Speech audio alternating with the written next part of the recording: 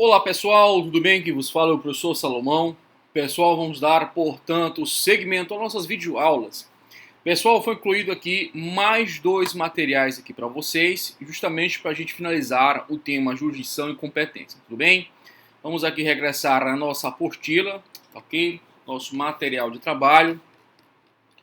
E assim sendo, dando as devidas consequências, vamos aqui concluir nossas tratativas. Primeiramente, pessoal, vamos aqui alcançar a Constituição, né? E vamos aqui pontualmente ao artigo 92. Bem, pessoal, lá no artigo 92, como nós já havíamos analisado aqui com vocês, trata pontualmente de todos os órgãos que compõem a estrutura do poder judiciário. Bem, agora vamos tratar pontualmente desses órgãos, os que são de âmbito estadual. Assim sendo, pessoal, regressando para aquele material estruturado que a gente fez, né? Nós temos os quais, pessoal? Os tribunais de justiça, o Tribunal Regional Federal, o Tribunal Regional do Trabalho, o Tribunal Regional Eleitoral e o Tribunal de Justiça Militar, certo? Que são essa base aqui de baixo aqui, ok? Acima dos juízes. Bem, dando seguimento aos nossos trabalhos, pessoal, lembrar pontualmente os principais dispositivos que inserem a análise da disciplina de tais órgãos. Vou citar para vocês pontualmente, tá ok? Anotem no caderno. Olha só. TJ, Tribunal de Justiça, artigos 92, inciso 7, 125 e 126 da Constituição. Repito, TJ, Tribunal de Justiça, artigos 92, inciso 7, 125 e 126 da Constituição. Tribunal Regional Federal, TRF, né? TRF, Tribunal Regional Federal, artigos 92, inciso 3, 106 a 110 da Constituição. 106 a 110 da Constituição. TRT, Tribunal Regional do Trabalho, artigos 92, inciso 4, 111, inciso 2 e 3. O 111.2 trata do TRT, né? O 3 trata de juiz do trabalho. Quem for pegar para dar uma olhada vai ver. Bem, 114 a 116 da Constituição. Vou repetir. Artigos 92, inciso 4, 111, inciso 2 e 3, 114 a 116 da Constituição. Beleza? Pulando aí.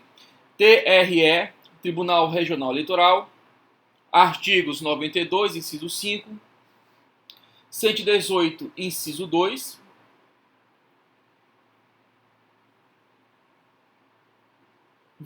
inciso 3 e inciso 4, artigo 118, incisos 2, 3 e 4, 120 e 121 da Constituição. Vou repetir. Artigos 92, inciso 5, 118, inciso 2, 118, inciso 3 e 4, 120 e 121. Bem, quando a gente chegar pontualmente na análise do estudo da junta comercial, a junta eleitoral, tá? A gente vai falar um pouco desses incisos, né? O inciso 2 do 118 trata do TSE, o 3 trata dos juízes eleitorais e o 4 da junta eleitoral, tá? Aí 120 e 121. Bem, finalizando, TJM, Tribunal de Justiça Militar, TJM, Tribunal de Justiça Militar, artigos 92, inciso 6, 92, inciso 6, 122, inciso 2, 122, inciso 2, vírgula, 124, 124 e 125, parágrafos 3º e 4º. Parágrafo 3º e... Hoje, 3º a 5º. 3º a 5º da Constituição. Artigo 125, parágrafos 3º a 5º. Vou repetir. Artigos 92, inciso 6, 122, inciso 2, 124 e 125, parágrafos 3º a 5º da Constituição. Tranquilo? Tá de boa? Beleza, pessoal. Agora, feito tais esses pontos de análise, vou pontuar aqui uma referência e vou olhar um outro espectro aqui com vocês, que também é importante analisarmos. Bem, pessoal, primeiramente, quando nós falamos de lei, né, nós temos que nortear que lei ela é um campo específico de normas no sistema jurídico. Lei é um campo específico de normas no sistema jurídico. Lei não é tudo, gente. Lei não é tudo. Medida provisória tem força de lei, mas não é lei. Vocês vão ver especificamente que a sentença faz lei entre as partes, mas não é. Sentença não é lei. Ok? Daqui a pouco, por caso, eu vou ler para vocês aqui o CPC. Então, lei é um campo, um espectro específico de normas, mas são normas ditas legais. É importante assinalar para vocês que a base, o epicentro de toda essa estrutura normativa aí é consagrada com assento na Constituição. Assim sendo, pessoal, eu tenho um conjunto de normas ditas constitucionais, destacando dentre elas a Constituição, bem? Destacando-se a Constituição, até porque nós temos o fenômeno dos blocos de constitucionalidade, que vai abraçar outras mais normas. Normas essas que não nascem no âmbito interno, mas no âmbito internacional, mas absorve, pessoal, o status normativo de normas constitucionais. E temos as normas constitucionais propriamente ditas, essas normas que estão lá escritas, tipificadas, né, edificadas no próprio corpo da Constituição. Bem, só um instantinho aqui, deixa eu pegar meu vadimeco. Mas, na leitura do da ADI 2076 do Acre, eu não coloquei para vocês porque eu não vou entrar em muitas delongas, mas o preâmbulo da Constituição, pessoal, já foi objeto de questionamento pelos tribunais se esse preâmbulo ele tem ou não natureza jurídica de norma constitucional. Olha só a brincadeira. Houve um questionamento pelo STF se o preâmbulo tem ou não natureza própria de norma constitucional. Eu vou até colocar logo aqui, para a gente não gosta de dar as informações abertas não. Vou acessar isso aqui. 2076. Eu gosto da coisa bem feia. 2076. Deixa ele bem aqui. A gente já vai lidar dele, tá ok?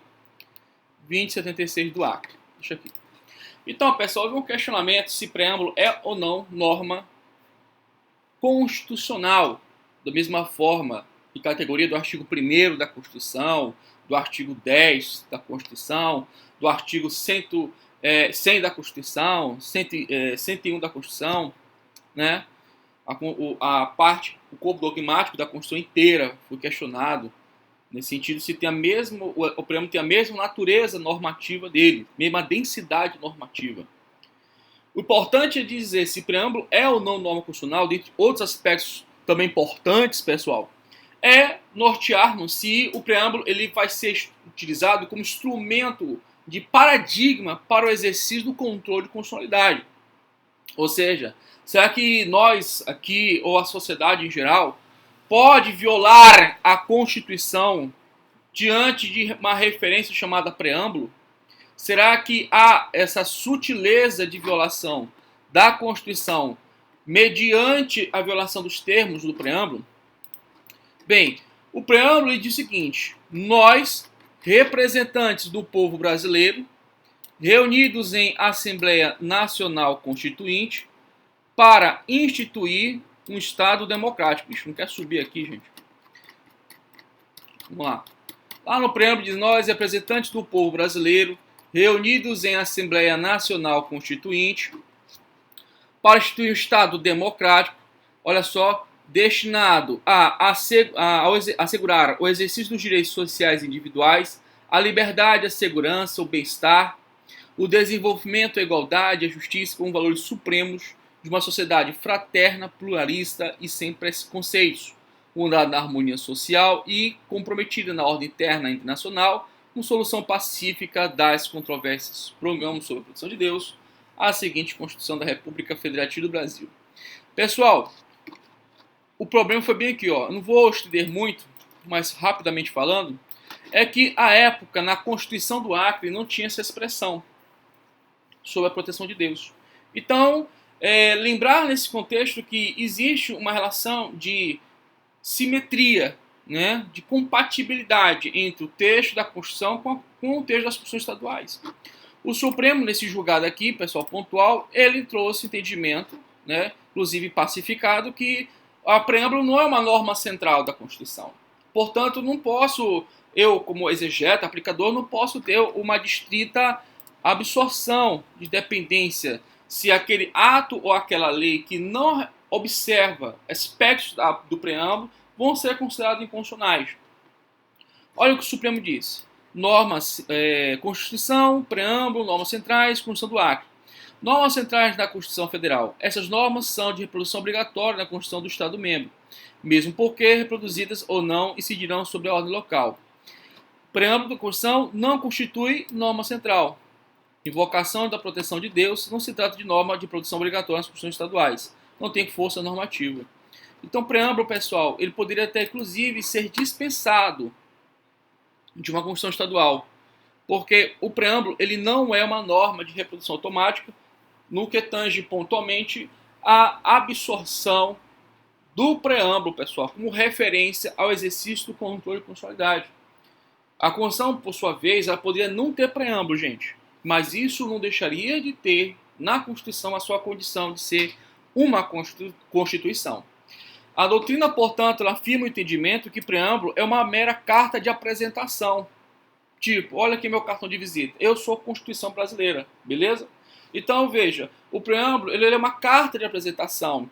Ele seria, nesse contexto, pessoal, um viés em que vai enriquecer informações históricas, políticas, culturais, até mesmo, pessoal, trabalhando todo o espectro de princípios elementares que vão reger o país. E te digo mais, traz uma referência de que o país ele é deísta. Ele tem uma percepção, portanto, pessoal, de um único Deus.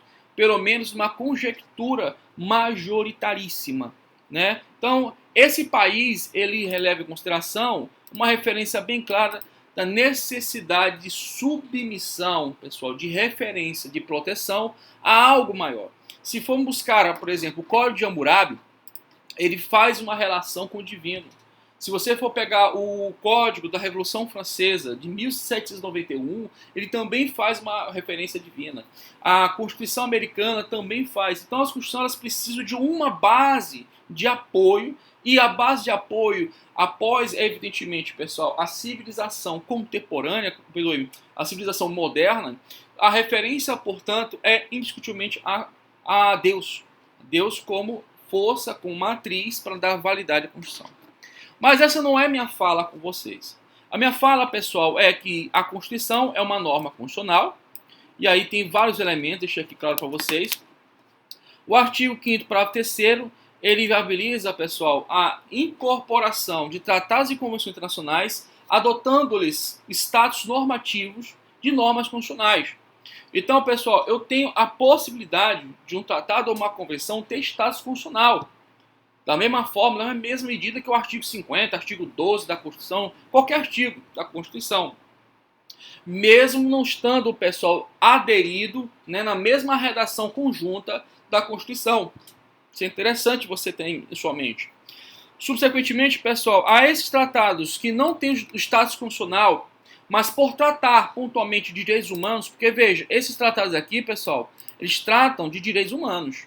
Todos eles, ó. Esse tratado aqui das normas constitucionais e esse das normas supralegais. A questão, pessoal, é que ele não observou o procedimento de aprovação dado no artigo 5º, parágrafo 3º, que é equitativo, né, que é próximo na sua essencialidade, na sua medida e consequência do procedimento de aprovação das emendas constitucionais. Então veja, o Congresso Nacional tem duas casas, a Câmara dos Deputados e o Senado Federal. Então cada uma dessas casas, a nível de aprovação ou não de uma emenda, de um projeto de emenda constitucional, de uma PEC, tem que passar nas duas casas, ou seja, 2 turnos, e o quórum de aprovação é de 3/5. Então, 1 turno, 2 turnos, quórum 3/5 cada um deles, numa casa. Vamos supor, a Câmara dos Deputados, depois vai para o Senado Federal. 1 turno, 2 turnos, sendo que o quórum é 3/5 cada uma das vezes. Feito isso, ó, sai aí a pizza, né, o bolo, que é a emenda constitucional.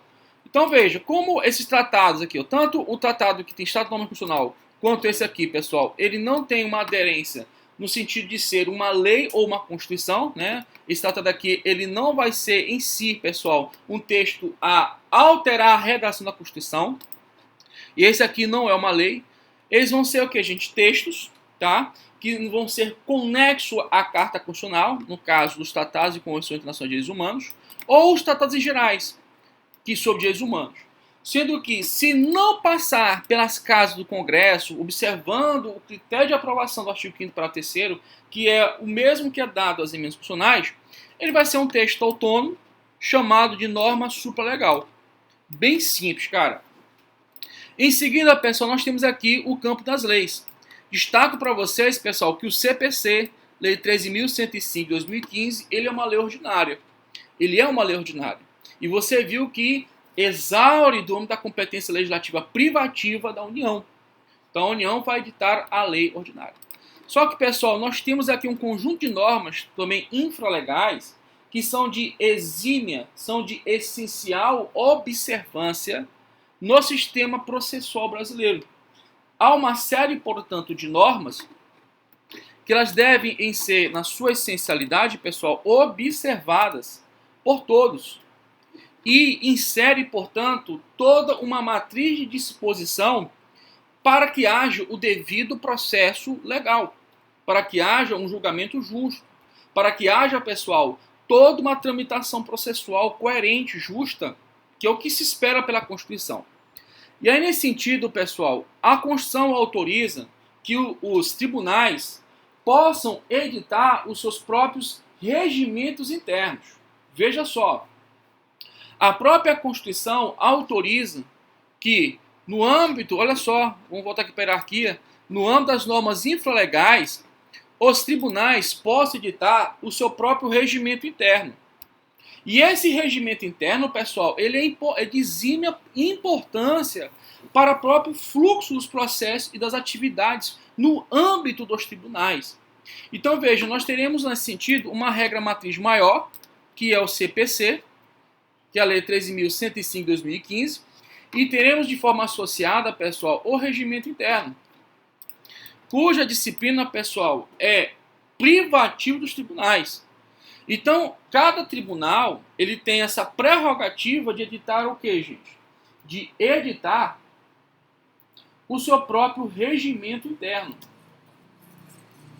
Cada tribunal, ele traz no seu bojo, na sua prerrogativa, editar o seu próprio regimento interno. Então, pessoal, vamos aqui buscar essa fonte. Claramente está no artigo 96, já coloquei aqui para vocês, inciso 1, a linha A. Olha o que diz. Compete privativamente aos tribunais eleger seus órgãos diretivos e elaborar seus regimes internos com observância das normas de processo e das garantias processuais das partes, dispondo sobre a competência e o funcionamento dos respectivos órgãos jurisdicionais e administrativos. É importante destacarmos aqui, pessoal, olha só, com a observância das garantias processuais das partes. Por quê? Porque eu vou ter, pessoal, olha só que interessante, eu vou ter normas processuais de crivo de importância na Constituição, eu vou ter normas processuais ao nível de lei ordinária, E eu vou também ter, pessoal, ao nível de uma norma infralegal. Legal, né? Então, eu vou ter uma série de normas infralegais, normas legais e normas constitucionais que são, pessoal, de índole processual, que vão tratar, portanto, de mecanismos processuais. Evidentemente, existe uma hierarquia normativa, lei ordinária, subsequentemente, pessoal, normas infralegais. Agora, vocês vão encontrar, pontualmente, no Código de Processo Civil, uma série de normas, pessoal, que nós vamos trabalhar pelo menos duas, só para a gente poder ilustrar bem a aula. Uma série de normas que são nitidamente normas cuja fonte normativa é uma norma infralegal, e a própria CPC diz, olha, essa matéria vai ser regulamentada por regimento interno. Então, veja, o Código de Processo Civil, ele vai já aqui transmitir um comando normativo de dizer que essa matéria compete aos tribunais. E é uma matéria de índole processual, gente. Matéria de índole processual. Tudo bem? Então, a própria CPC vai jogar, portanto, a competência aos tribunais disciplinares. Beleza, pessoal? Tranquilo? Tá de boa? De forma associada e dela consequente, pessoal, eu queria, para a gente poder buscar outro bloco de informações, só tratar alguns aspectos interessantes aqui, que inclusive são atinentes à própria natureza jurídica. A própria natureza jurídica, pessoal, do regimento interno dos tribunais. Vamos voltar aqui. Ficou claro que a Constituição, ela autoriza que os próprios tribunais, que não são legisladores, eles não são deputados, tá? Não são vereadores, né? Principalmente não são deputados, porque é dali que seria, portanto, haveria de se pensar, né, pontualmente, uma lei, e muito menos, pessoal, eles são membros do Congresso Nacional, parlamentares, porque a Constituição ela diz que CPC é editado por lei federal, okay? Competência privativa da União. Então a Constituição autoriza que no âmbito das competências dos tribunais, aí vamos voltar para cá, olha, quer dizer que no âmbito dos tribunais, cada tribunal, pessoal, desde aqui, eles vão editar o seu regimento interno. Eles vão editar seu regimento interno. E aí, nesse contexto de consequência, pessoal, esse regimento interno, ele tem que ter uma natureza jurídica específica, para que tenha o conteúdo necessário para poder normatizar. Não pode ser qualquer status normativo a ser dado. Então, o primeiro ponto de análise, pessoal, houve um indicase, que é ADI 1105, em que o Supremo Tribunal Federal discutiu a natureza jurídica desses regimentos internos. Vou já ler aqui para vocês. Houve uma discussão pontual de qual seria a natureza jurídica desses regimentos internos. Tá?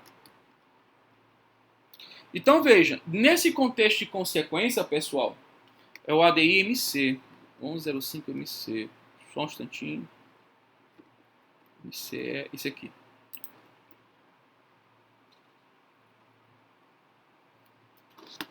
Então, nesse julgamento, pessoal, pontualmente pelo voto, olha só, pelo voto do ministro relator à época, que é o Ricardo Lewandowski, ele trouxe categoricamente, inclusive, um aspecto histórico, né, bastante peculiar dos regimentos internos. E aí, aí, nesse momento, foi assentado o entendimento, pessoal, de que o regimento interno dos tribunais, ele tem, portanto, pessoal, natureza essencial de um ato normativo infralegal. Mas, materialmente, pessoal, ele tem natureza jurídica de uma lei ordinária. Então, veja, o regimento interno dos tribunais, ele é lei material. Tá bem aqui, ó. O regimento interno dos tribunais é lei material. Na taxonomia das normas jurídicas, o regimento interno dos tribunais se equipara à lei. Veja que ele é lei, gente? Não, ele se equipara à lei. Mas por que ele se equipara à lei, pessoal? Gente, porque ele não decorre do devido processo legislativo constitucional de elaboração de leis. Ele não sai de um Congresso Nacional, porque nem a Assembleia Legislativa e nem a Câmara dos Deputados, ou a Câmara dos Vereadores, né, poderia editar, assim, o regimento interno dos tribunais. Quem pode editar o regimento interno dos tribunais, pessoal, é o próprio Congresso Nacional, no âmbito da competência privativa da União. Então aqui no julgado é bem claro, olha só, o regimento interno dos tribunais é lei material. Na taxonomia das normas jurídicas, o regimento interno dos tribunais se equipara à lei. A prevalência de uma e de outro depende da matéria regulada, pois são normas de igual categoria. Em matéria processual, prevalece a lei no que tange ao funcionamento dos tribunais, o regimento interno prepondera. Então, pessoal, olha só. No que tange a matéria processual, prevalece a lei. No que tange ao funcionamento dos tribunais, o regimento interno. E aqui é esse sentimento que é trazido aqui na Constituição, pessoal. Olha só. Eleger seus órgãos de elaborar regimes internos com observância das normas de processo e garantias processuais das partes. Ou seja, com a observância do CPC e com a observância do CPC e principalmente da Constituição. Dispondo sobre a competência e o funcionamento dos respectivos órgãos jurisdicionais e administrativos. Tá? Eu lembro que quando eu fiz a prova de vocês, eu coloquei uma questão ligada a esse julgamento aqui. Tá? Uma das opções eu tinha colocado a questão da natureza jurídica. Inclusive foi em 2015, salvo engano, teve uma prova. Em 2014 teve uma banca específica, salvo engano, foi a CESP, que fez o questionamento dessa natureza jurídica aí. Então é uma pergunta bastante peculiar, bastante interessante e requer muita atenção do aluno, do exegeta, do operador do direito. Tudo bem? Vou só repetir aqui o julgado do Linding Case, olha só.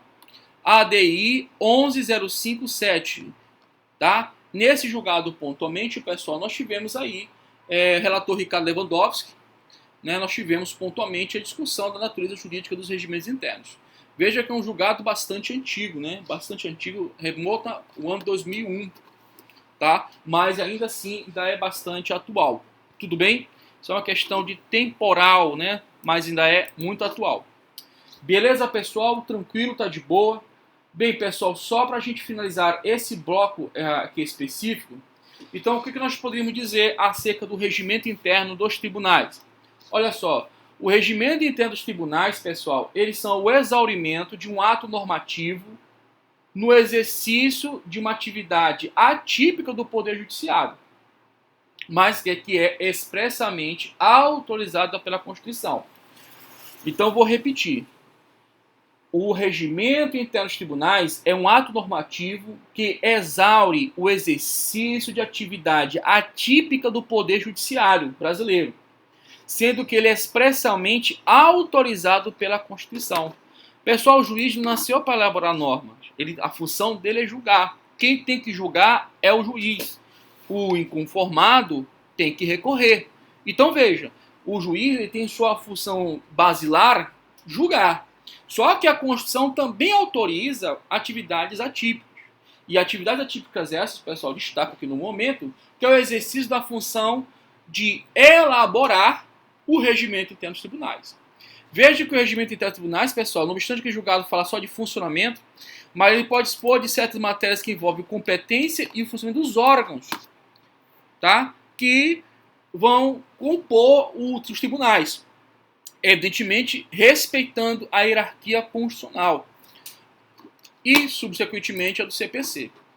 Pessoal, só para você ter uma ideia, em vários momentos, eu coloco, olha só, eu coloquei aqui a expressão regimento interno. Você está conseguindo ver aqui, ó, em vários momentos, o próprio CPC remete a atenção para o regimento interno. Inclusive, olha só, gente, uma matéria importante aqui, ó, questões de motivos de impedimento de suspeição. No que tange, pessoal, olha só. Artigo 148, vamos ler o dispositivo inteiro, tá? A gente encerra. Aplica-se os motivos de impedimento de suspensão ao membro do MP, auxiliares e demais sujeitos em parte do processo.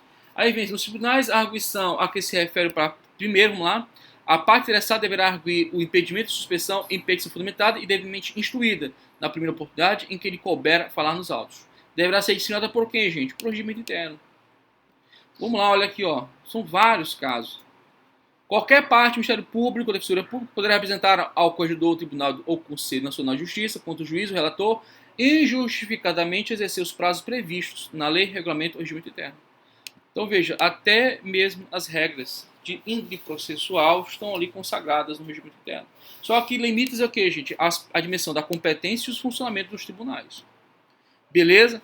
Veja, pessoal, tema bastante interessante, bastante peculiar. Fico muito feliz de a gente ter chegado a esse momento, tá? Espero que essa aula tenha sido bastante frutífera para teu amadurecimento e teu conhecimento, tá bom? Fico feliz, um bom dia, boa tarde, boa noite. Fique com Deus. Até a próxima, se Deus quiser.